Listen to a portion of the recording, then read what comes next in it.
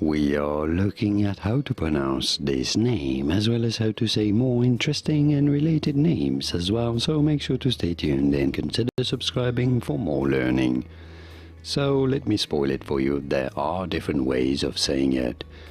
So this is a female given name. Often it is associated with Italian, because it means beautiful in Italian. In Italian, this is said as bella. Bella. You do want to insist on the double L here.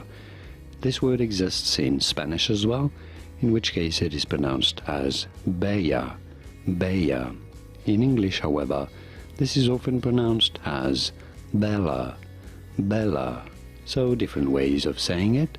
Bella in Italian, bella in Spanish, or bella in English. And now you know it all. Did you get this? Was this any helpful?